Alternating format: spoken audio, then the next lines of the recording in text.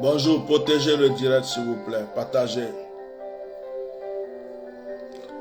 Partagez, mettez des cœurs protégés parce que les gens n'aiment pas la vérité.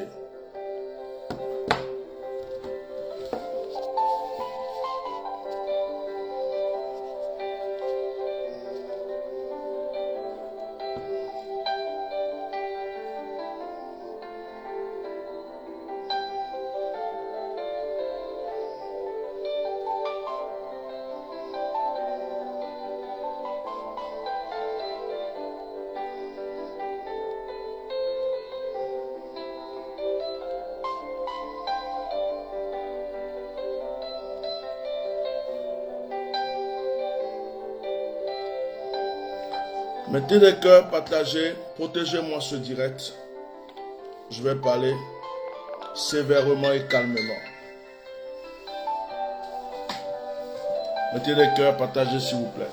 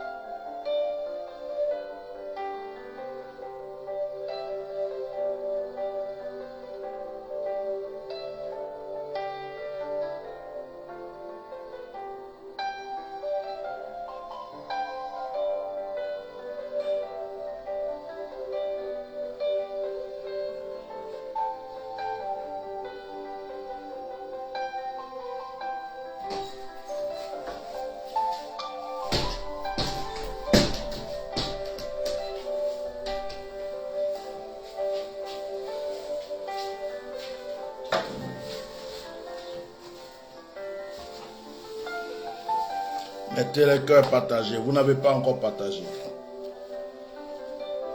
On va se dire des vérités très simples et crues.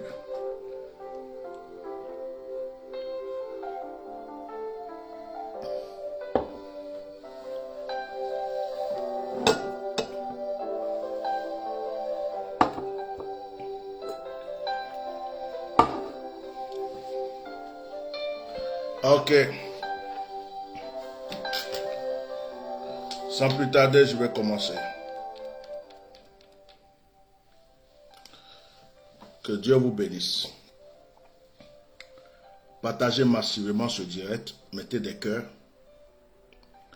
Je suis le Minance Bishop Melchisedec. Je suis Étienne Ignace, connu sous le nom de Atia Normal, président fondateur du Myriade. Je suis serviteur de Dieu. Je suis né à l'église catholique. J'ai grandi à l'église catholique. Et je me suis converti parce que pendant que j'étais à l'église catholique, ma vie n'était pas encore ancrée vraiment au Seigneur. Je vivais dans la débauche, dans n'importe quoi. Et un pasteur nommé, qui s'appelait Nguessan Lucien, de l'église nommée la WEC, Haïti, a pu me convertir à Yamoussoukro. Je suis sorti du brigandage. J'étais un ancien louba. J'étais un ancien brigand que le Seigneur a ramené à lui. J'ai été enfant de cœur. J'ai été baptisé. J'ai été confirmé. Je voulais même être prêtre. Mais pendant que je continuais à aller à l'église catholique, je croyais que la religion allait me sauver. Et c'est grâce à ce pasteur que j'ai connu la Bible, que j'ai donné vraiment ma vie à Dieu. J'ai fait une formation, j'ai fait plusieurs fois des formations, j'ai été consacré et j'ai vu mon appel pour Dieu. Et le Seigneur m'a dit, de la manière que tu as fait du mal aux gens, tu iras dans le monde entier pour faire du bien aux gens. C'est là que ma vocation est née et j'ai commencé à servir Dieu comme un esclave de Jésus-Christ. J'ai beaucoup de défauts. Je ne suis pas saint. Je ne suis pas pur. Je suis tombé plusieurs fois. Je me suis relevé. J'ai eu des chutes. J'ai eu des erreurs. J'ai eu des combats. J'étais mort même spirituellement plusieurs fois. Et Dieu m'a relevé. Ça fait presque 40 ans que je sais Dieu. Parce que je l'ai connu très vite. Je n'ai pas dit ça fait 40, j'ai dit presque. Parce que je suis né dans une famille catholique. Et dès que je suis né, ma maman est partie me déposer sur l'autel. Je suis son 7e fils. Elle a dit au Seigneur, celui-là n'est pas mon fils, je te le donne. De la manière que Anne a donné Samuel, moi je te donne celui-là. Ma mère m'a consacré à Dieu dès que je suis né. Et cet appel m'a suivi. Mais malgré que j'étais encore dans le monde, en train de faire n'importe quoi, cet appel était sur ma vie. Aujourd'hui, je suis serviteur de Dieu. Je n'appartiens à aucune dénomination. Je ne crois pas aux dénominations. Je ne suis pas adepte de l'église évangélique, je ne suis pas adepte de l'église protestante, je ne suis pas pentecôtiste, je ne suis pas catholique. Je suis adepte de personne. J'aime tous mes frères et sœurs en Christ. J'aime tous ceux qui prononcent Jésus-Christ de Nazareth. J'aime tous ceux qui croient au Dieu en qui je crois. Et même quand quelqu'un n'a pas encore connu le Dieu que je sers, je l'aime. Parce que c'est à moi de l'amener à accepter ce Dieu et à comprendre que je suis dans la vérité. Je suis en dehors des esprits de jugement parce que j'ai connu les hauts, j'ai connu les bas.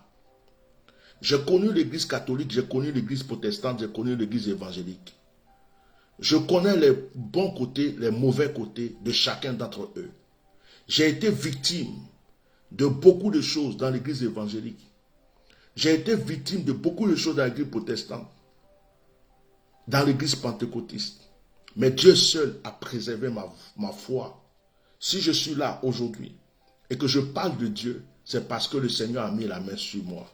Sinon, de la faute même de l'église évangélique, je serais devenu un païen, je serais devenu un sorcier, je serais devenu encore peut-être un rétrograde, un brigand. Mais Dieu a mis sa main sur moi. Il a maintenu ma foi et je suis resté ferme jusqu'à aujourd'hui. Je ne retourne pas en arrière. Je ne veux pas me venger de qui que ce soit. Je ne veux pas juger qui que ce soit. Mais j'ai reçu des enseignements dans ma vie. Et ces enseignements me permettent d'intervenir de fois quand je sais que certaines personnes sont en train de délirer. Aujourd'hui, je veux parler de la Côte d'Ivoire, mais je veux parler de l'église évangélique. Je veux parler de l'église évangélique qui s'acharne contre l'église catholique. Parce que le président Gbagbo est allé à l'église catholique, il est perdu. Parce que Gbagbo a mis ses pieds à l'église catholique, ce n'est plus un enfant de Dieu. Il est perdu, il ira à l'enfer.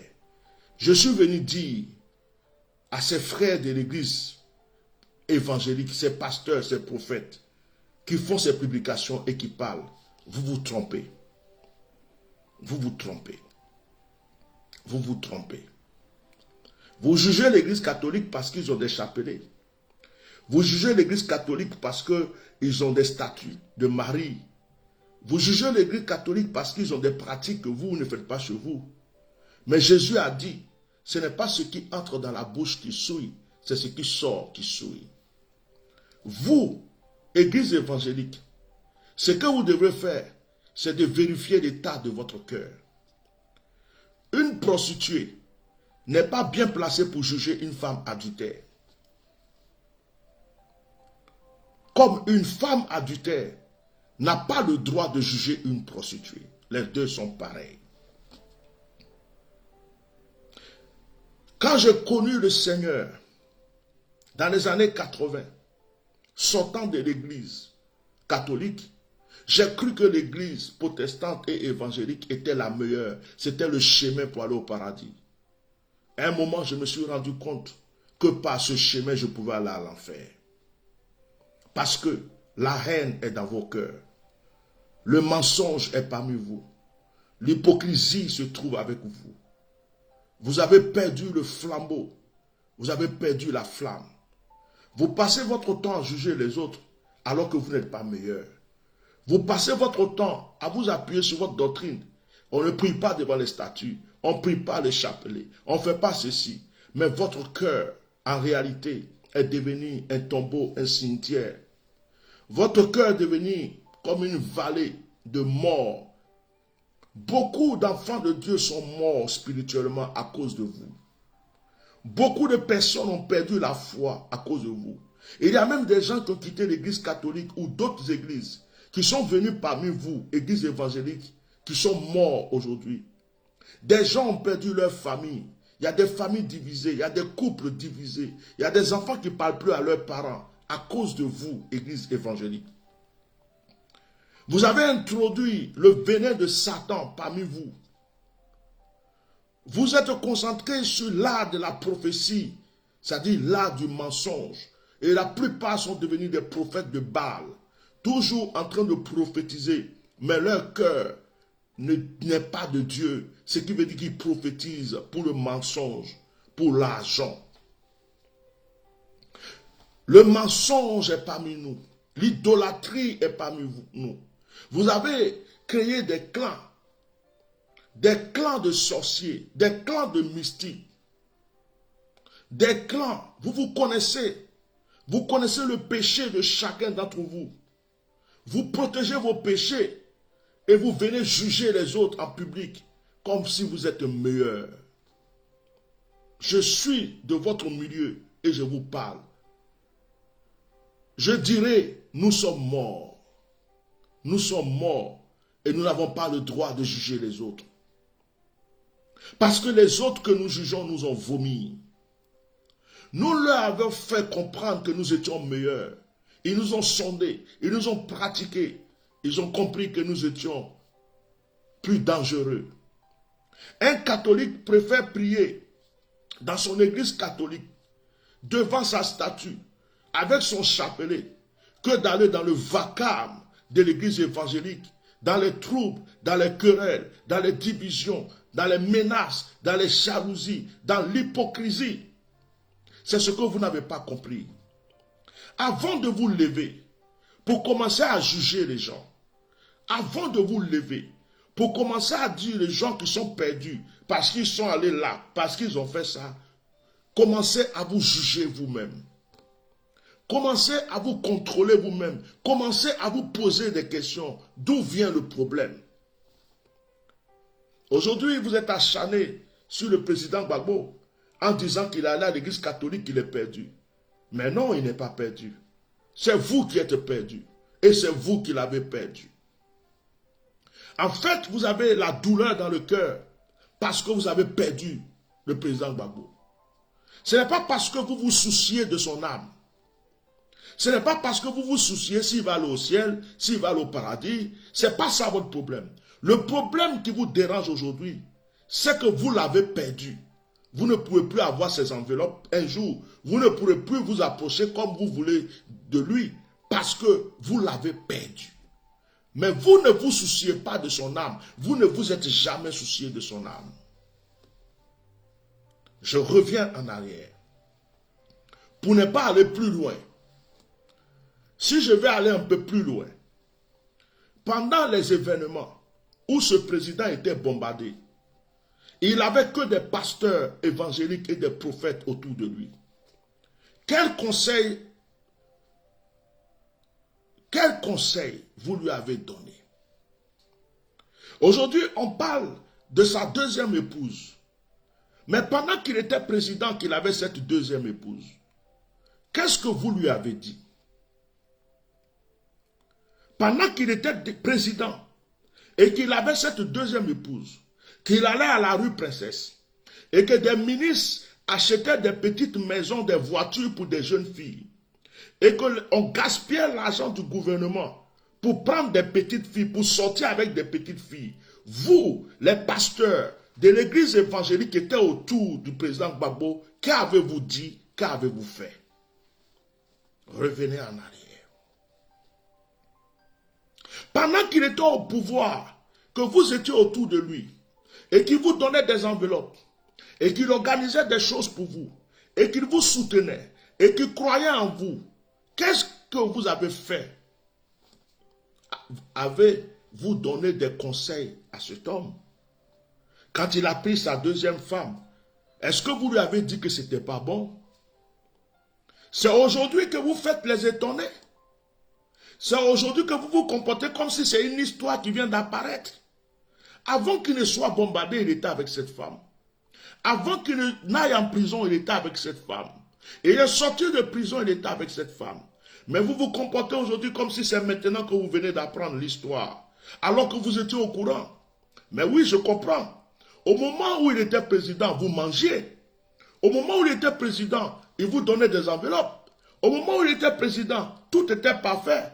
Tout ce qu'il faisait de bon et de mauvais, c'était vas-y, monsieur le président. Alléluia, monsieur le président. Tout est bon, monsieur le président. Tu es un oué, monsieur le président. Tu es un roi, monsieur le président. Tu peux sortir avec toutes les filles que tu veux, monsieur le président. Tu peux prendre 3 épouses, 4 épouses, monsieur le président. Vous lui avez dit cela.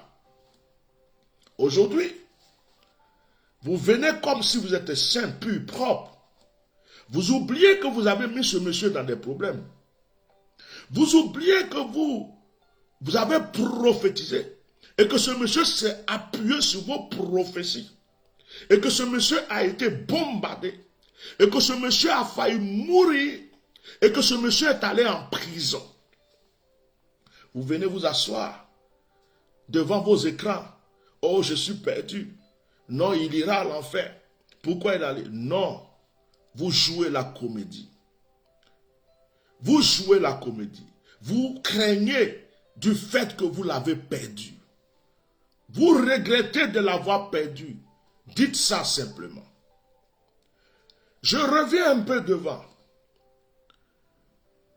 Est-ce que vous, les pasteurs de la Côte d'Ivoire, de l'église évangélique, vous ne vous êtes pas associés à Camille Makosso pour faire un rassemblement autour d'Ahmed Bakayoko, pour soutenir le pouvoir en place, pour soutenir le RDR, le RHDP du moins, qui est le parti qui a emprisonné Gbagbo, le parti qui s'oppose à Gbagbo, le parti qui a juré que Gbagbo ne peut plus venir en Côte d'Ivoire, le parti qui cherchait à tuer Gbagbo.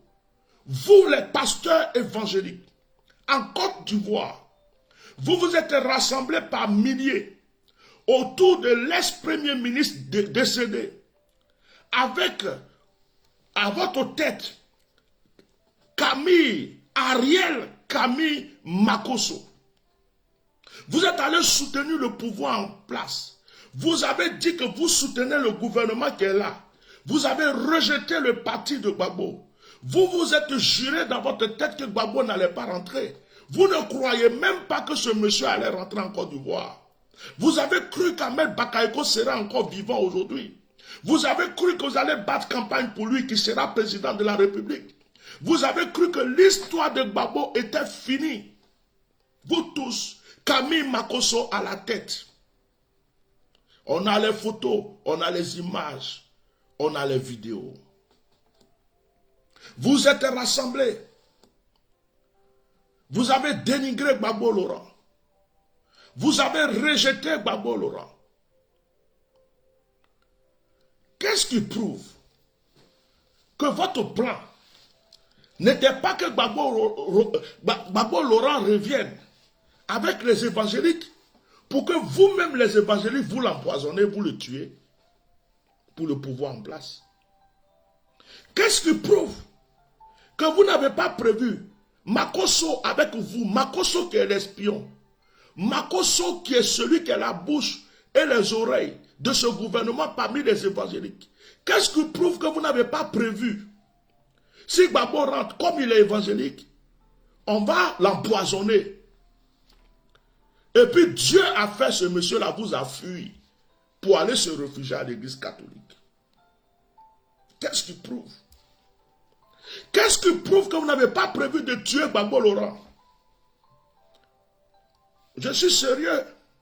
Qu'est-ce qui prouve que vous, les évangéliques, qui étaient rassemblés, vous qui avez fait alliance à la franc-maçonnerie, vous êtes partis faire un rassemblement où comment on appelle, le chef de la franc-maçonnerie, paix à son âme, ou bien, je ne sais pas, feu à son âme, ou je ne sais pas quoi à son âme, Ahmed Bakayo, ex-premier ministre, vous des pasteurs, vous l'avez fait monter sur une chaire, vous êtes allé vous incliner devant lui, vous êtes allé faire une cérémonie avec lui, même Joe Robert était là, Makoso était là, tous les pasteurs évangéliques respectés en Côte d'Ivoire, vous étiez rassemblés autour d'Ahmed Bakayoko. Et c'est vous aujourd'hui qui vous levez et qui venez dire pourquoi Gbagbo n'est pas revenu avec vous et que Gbagbo retourne à l'église catholique. Est-ce que Gbagbo peut vous faire confiance encore?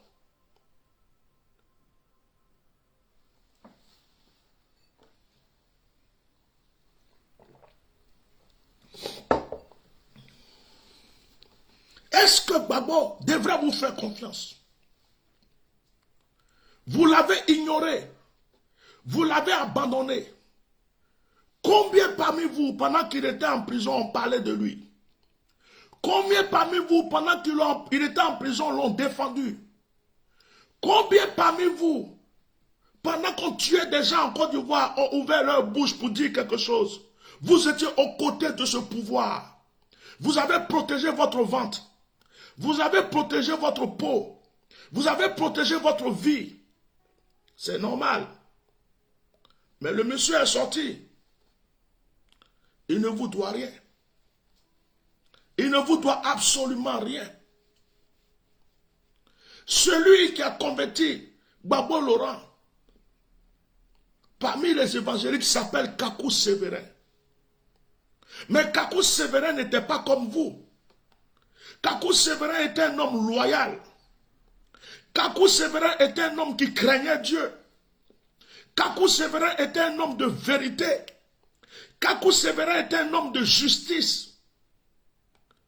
Kakou Sévérin a pu convaincre Gbagbo de venir parmi les évangéliques. Lorsque Kakou Sévérin est décédé, vous avez commencé à semer l'apostasie, l'idolâtrie. Vous avez commencé à introduire le comportement de Jézabel dans le milieu évangélique. Tout ce qui vous intéressait, c'était d'avoir de grosses voitures, de grosses maisons, des enveloppes. Gbagbo Laurent pouvait sortir avec toutes les petites filles qu'il voulait. Vous disiez, bonjour président, tu es le meilleur, tu es le plus grand. Fais ce que tu veux. Il pouvait prendre sa deuxième épouse. Vous étiez d'accord. Vous l'avez même encouragé à prendre sa deuxième épouse. Vous avez encouragé, c'est vous qui l'avez encouragé au départ. Vous étiez là pour le conseiller. Et aujourd'hui, ce monsieur n'est pas mort en prison. Aujourd'hui, ce monsieur rentre chez lui. Et vous vous mettez devant lui comme des juges, en train de juger sa vie, en train de juger ce qu'il fait. Il est libre. Il ne vous doit rien du tout. Il a senti que vous êtes mauvais. Il a senti qu'il s'est trompé de personne. Il a senti que vous prêchez, mais ce que vous prêchez, vous ne le vivez pas. Il a senti que votre cœur est mauvais. Et il a senti que parmi vous, il y a certains qui veulent le tuer pour ce gouvernement. En réalité, si Gbagbo Laurent n'avait pas fui ce milieu évangélique, c'est vous les évangéliques qui allez tuer Gbagbo Laurent. C'est moi qui dis ça. Celui qui n'est pas content, il n'a qu'à aller où il veut. Makoso Kami, aujourd'hui, est énervé parce que son plan a été déjoué. Makoso Kami croyait que, comme il s'autoproclame président des pasteurs et que c'est lui qui est lié au gouvernement, Makoso Kami se disait dans la tête, quand il va venir en tant que président des pasteurs, je vais tout faire, on va le recevoir, on va faire tout. C'est nous qui allons avoir le système pour l'empoisonner. C'est nous qui allons avoir le système pour le tuer. Et puis on ne parle plus de ce monsieur. Mais Dieu aime le monsieur. Dieu aime ce monsieur. Vous ne l'aimez pas, Dieu l'aime. C'est pourquoi Dieu a déjoué votre plan. Gbagbo Laurent serait revenu là. directement avec vous les évangéliques là, avec le désordre qui est parmi vous. Certains sont devenus francs-maçons, certains sont devenus sorciers, certains sont devenus, comment on appelle, je ne sais pas quoi. Chacun a son truc. Ce monsieur était venu. Vous les pasteurs que moi j'ai vus, rassemblés autour d'un chef de la franc-maçonnerie, vous les pasteurs qui avez fait alliance avec une autorité de la franc-maçonnerie, vous les pasteurs qui avez rempli la salle,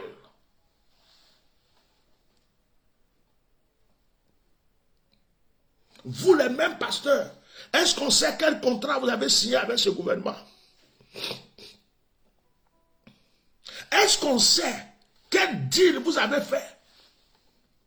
Est-ce qu'on sait ce que vous avez prévu contre ce monsieur? Vous voulez qu'il vous fasse confiance? Pourquoi vous l'empoisonnez? Pourquoi vous le tuez? Pour donner à ce pouvoir. Pendant le 3e mandat, quand il y a eu des problèmes, qui a défendu Gbagbo? Est-ce qu'il y a un pasteur, à part nous autres qui avons livré notre vie? Est-ce que vous qui êtes en Côte d'Ivoire, quelqu'un parmi vous a défendu Gbagbo Laurent? Non. C'est l'église catholique. L'évêque de l'église catholique. Il a reçu même des menaces. Ce monsieur a ouvert sa bouche publiquement pour défendre Gbagbo Laurent. Il est normal que si Gbagbo Laurent arrive, Gbagbo Laurent aille remercier la personne qu'il a défendue en public pendant les moments de trouble. La personne qui a osé dire publiquement à Alassane Dramane Ouattara, tu ne peux pas faire de 3e mandat. La personne qui a osé dire à Alassane des vérités. Aucun pasteur, aucun d'entre vous n'a osé un jour dire la vérité, à part vos fausses prophéties que vous donnez du matin au soir, à part vos révélations qui ne s'accomplissent jamais, à part vos histoires que vous venez raconter. Et aujourd'hui, vous accusez Gbagbo Laurent de quoi? D'être parti à l'église catholique. Vous l'accusez de quoi? D'avoir une 2e femme. Mais vous n'étiez pas là. C'est pas vous qui prenez les enveloppes pendant qu'il était avec cette 2e femme avant le bombardement et tout. Vous étiez là. Vous avez dit quoi en ce moment? Au moment où ça avait commencé avec Nadi Bamba, vous les pasteurs évangéliques qui étaient autour de Gbagbo, qu'avez-vous dit? Qu'avez-vous fait? Rien. Vous l'avez encouragé parce qu'en ce moment, il vous donnait de l'argent. Aujourd'hui, vous n'avez pas l'argent. Vous devenez des saints. Aujourd'hui, vous n'avez pas d'enveloppe. Et en plus, il vous a laissé tomber. Et il est parti se retrouver à l'église catholique. Alors là, ça vous fait très mal. Donc vous venez faire les saints sur les réseaux sociaux. Oh, j'ai mal au cœur. Gbagbo est perdu. Gbagbo va à l'enfer. Je ne croyais pas qu'il pouvait faire ceci. Tu ne crois pas que quoi? Tu es en train de récolter les conséquences de ton comportement, cher prophète, cher pasteur, cher évangélique. Il ne s'agit pas de parler en langue et de connaître des versets bibliques. Il s'agit d'avoir un cœur pur. Il s'agit d'avoir un cœur propre. Or, vos cœurs sont pourris de mensonges, d'hypocrisie. Aujourd'hui, vous êtes tous collés à Alassane parce que vous voulez manger. La preuve, combien de pasteurs sont partis avec Makosso, voire Ahmed Bakayoko, même Dion Robert.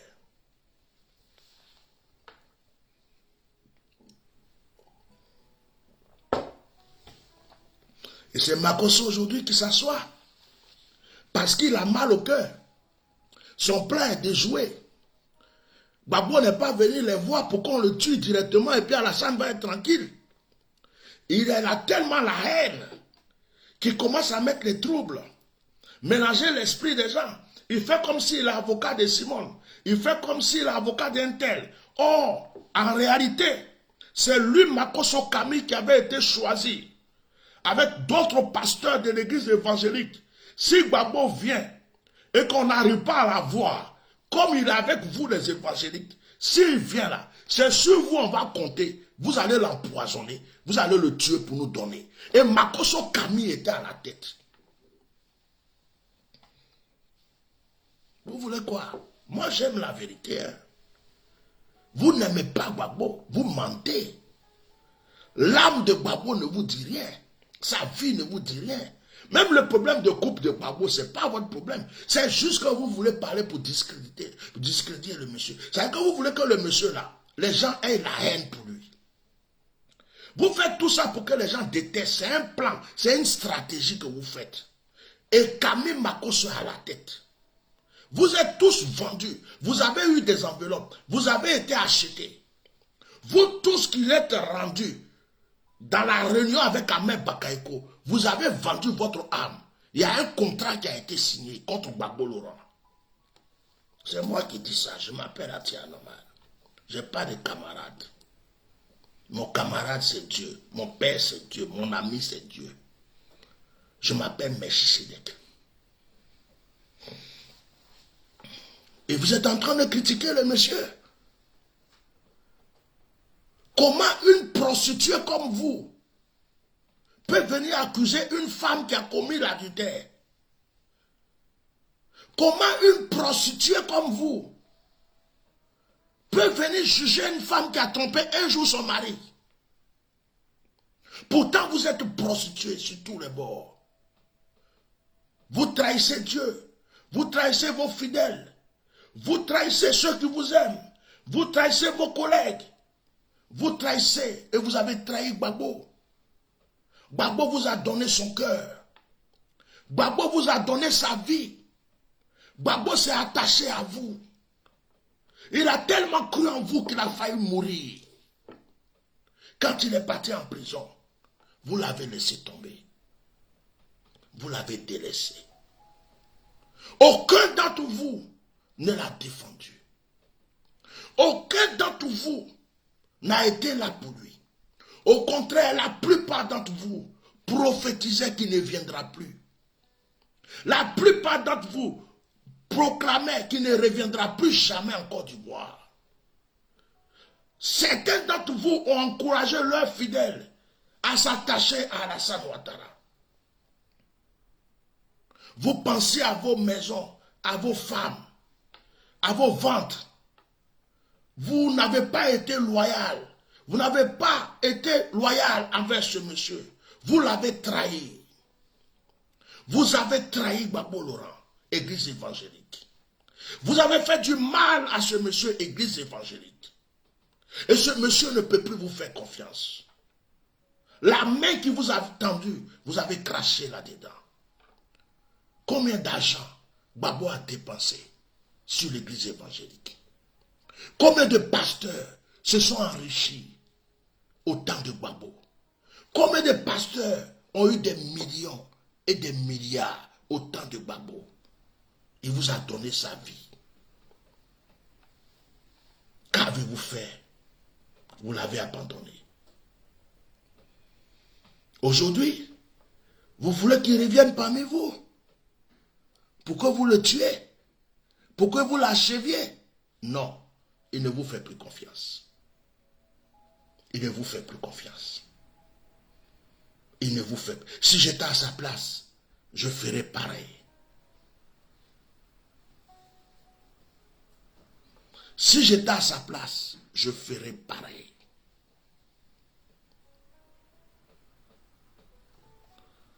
Après, je m'adresse un peu à ceux d'entre vous qui parlent de son divorce ou pas de son divorce. Combien de pasteurs ont divorcé? Moi-même, j'en fais partie.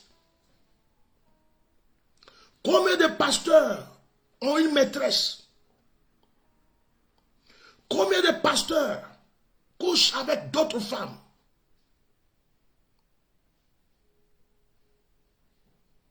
Pourquoi vous ne nettoyez pas vos yeux? Et vous voulez aller nettoyer, je ne sais pas, les yeux de quelqu'un d'autre? Combien de pasteurs ont divorcé une fois, 2 fois, 3 fois? C'est Gbagbo seul qui va divorcer dans sa vie. Vous connaissez sa vie. Pourquoi vous vous mêlez de la vie privée des gens? Pourtant, vous avez vos vies à vous.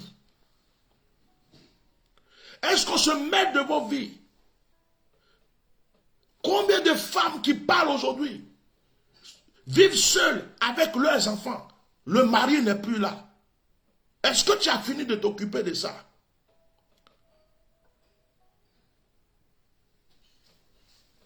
Combien d'hommes ont fait des enfants avec une femme, qui ont laissé cette femme pour aller refaire leur vie? Donc, parce que lui s'appelle Gbagbo Laurent, vous êtes obligé de vous occuper de tout ce qu'il fait. C'est entre lui et Simon Gbagbo. C'est leur vie. Ça ne vous regarde pas. Ça ne vous regarde pas, c'est leur vie.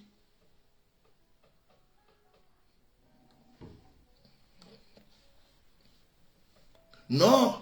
Depuis quand Simon Gbagbo est devenu ta maman, c'est elle qui t'a mis au monde. Depuis quand Nadi Baba est ta cousine, c'est ta soeur. Vous trouvez des arguments pour mélanger le cerveau des gens, l'esprit des gens, pour que les gens oublient le but, pour que les gens oublient Alassane Ouattara, les gens oublient le vrai combat, pour que les gens oublient les prisonniers, pour que les gens oublient ceux qui sont en exil. Vous êtes en train de distraire les gens avec la vie de Gbagbo. À peine il rentre en Côte d'Ivoire, c'est de sa vie que vous parlez. Vous oubliez qu'il y a d'autres choses qui sont en jeu. Il y a des Ivoiriens qui ne travaillent pas. Il y a des Ivoiriens qui ne mangent pas. L'électricité coûte très cher. Il y a des élèves des gens qui n'ont même pas de stage pour travailler. Il y a des gens qui ont des projets qui ne peuvent pas entreprendre. Il y a des gens, on a cassé les maisons, ils dorment dans la rue. Il y a des Ivoiriens qui souffrent dans le pays. Si vous êtes réellement des hommes de Dieu, parlez de ces personnes. Si vous êtes réellement des serviteurs de Dieu, parlez de ceux qui ne travaillent pas. Parlez de ceux qui sont morts par les microbes. Parlez de ceux qui n'ont pas de stage. Ils viennent dans vos églises. Ils vous payent des dîmes. Ils vous payent des offrandes. Mais leur vie ne change pas. C'est de ça qu'il s'agit. Parlez de vos fidèles qui sont en souffrance. Vous n'êtes pas saints. Vous n'êtes pas purs. Ce n'est pas parce que vous portez le titre de pasteur ou de prophète que vous êtes purs. Combien de pasteurs parmi vous vont en boîte de nuit? Combien de pasteurs parmi vous ont une vie de débauche en Côte d'Ivoire? Combien d'entre vous ont déjà divorcé? Est-ce qu'on a parlé de vous sur la toile? Combien d'entre vous ne respectent pas sa femme? Combien d'entre vous manquent de respect à sa femme à la maison? Est-ce que quelqu'un vient vous parler? Vous vous mettez sur la toile. Vous prétendez être des saints et des purs pour vous mêler de la vie de quelqu'un. Ça ne vous regarde pas. Il y a des femmes qui ont des enfants on ne sait même pas où est le papa. Il y a des hommes qui sont là, qui ont des enfants, ils ont quitté la femme, elle est en train de souffrir là-bas. D'autres ont, comment on appelle, divorcé 3 fois, 4 fois, 5 fois. Et c'est vous qui venez vous asseoir pour parler de la vie de quelqu'un. Ça vous regarde. Ça ne vous regarde pas. Est-ce que vous avez fini de parler des pasteurs dans l'église desquels on égorge les gens? Les pasteurs qui font sacrifice humain pour avoir la foule dans leur église. Des pasteurs qui enterrent des bébés sous leur autel. Vous avez fini de parler des pasteurs qui vont dans des forêts au Ghana pour aller chercher des médicaments pour être prophète, pour voir clair. Vous avez fini de parler de ceux qui vont sucer le sein de Mami Wata au bord de l'eau. Vous avez fini de parler de ceux qui ont des fétiches pour envoûter les gens, pour avoir de l'argent. Vous avez fini de parler de vos fidèles qui vous quittent pour aller à l'islam, pour devenir franc-maçon ou pour aller dans d'autres religions. Vous les avez reconvertis. Mais pourquoi vous êtes déchaîné sur la vie de Gbagbo Laurent? Gbagbo était catholique.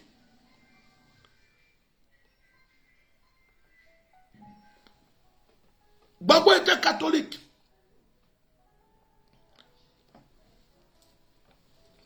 Et Gbagbo vous a fait confiance. Il est devenu évangélique. Parce qu'il a cru en Kakou Sévérin. Chérie, je t'entends ici, hein. Chérie. Il y a le haut-parleur là, je vous entends. Excusez-moi. Chris,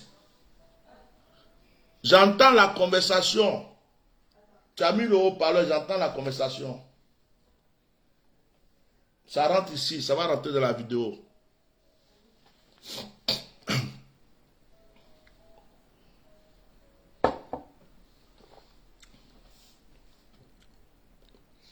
Gbagbo Laurent vous a fait confiance. Il vous a livré sa vie même. Et le monsieur est parti en prison. On ne vous a pas vu. On tuait les militants du monsieur. On ne vous a pas vu. Les microbes tuaient les Ivoiriens. On ne vous a pas vu. On brûlait les maisons des gens. On ne vous a pas vu. Et encore ce qui est très grave. Quand les Ivoiriens ont commencé à se lever contre le 3e mandat, vous étiez contre ceux qui se levaient pour le 3e mandat. Vous avez soutenu le 3e mandat. Vous avez encouragé le 3e mandat. Vous avez félicité le 3e mandat. Vous avez dit à vos fidèles d'aimer et d'accepter le 3e mandat. Makoso Camille a dit au gouvernement, je vais vous ramener tous les évangéliques, ils vont vous voter. Makoso préparait son business avec Ahmed Bakayoko pour qu'Ahmed Bakayoko soit président de la République. Vous êtes venus vous mettre avec.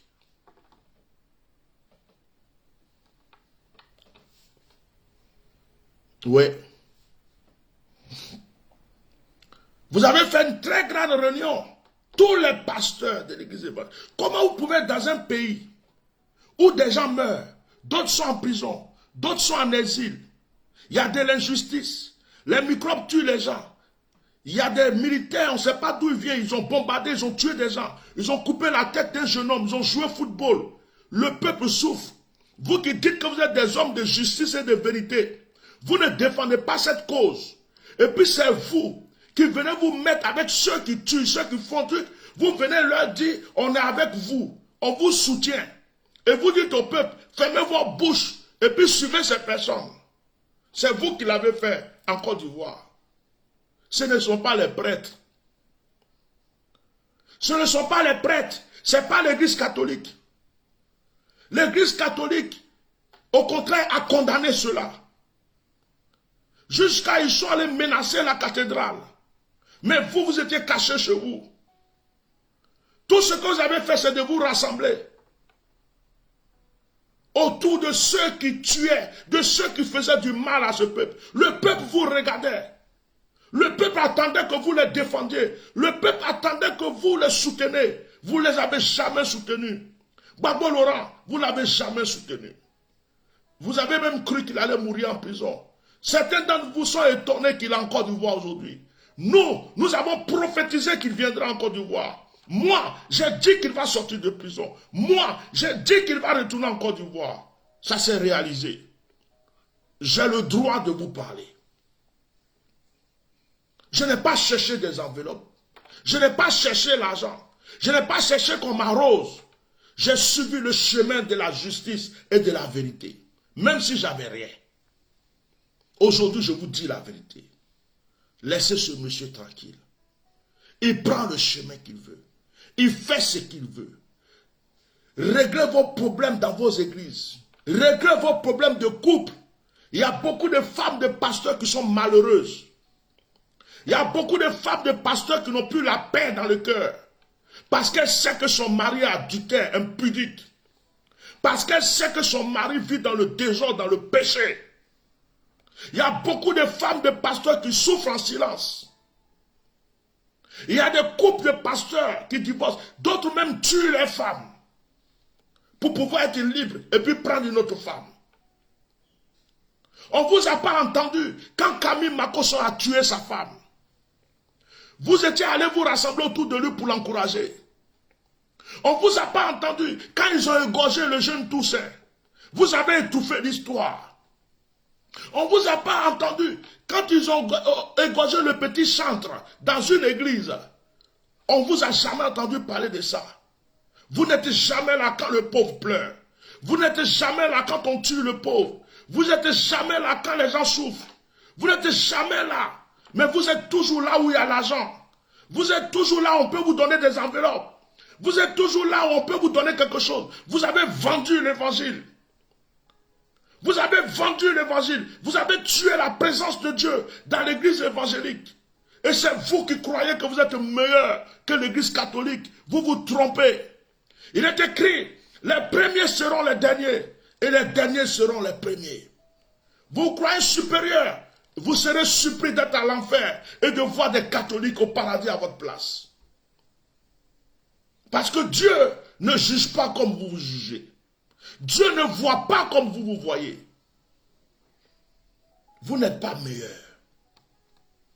Je suis content que Gbagbo Laurent n'est pas parti parmi vous. Parce que Makoso Camille, qui est la bouche, qui est l'oreille, qui est le griot, qui a tous les plans avec ce gouvernement, allait être la personne qui allait faire des plans pour empoisonner Gbagbo Laurent, pour tuer Gbagbo Laurent. Makoso Camille avait été choisi.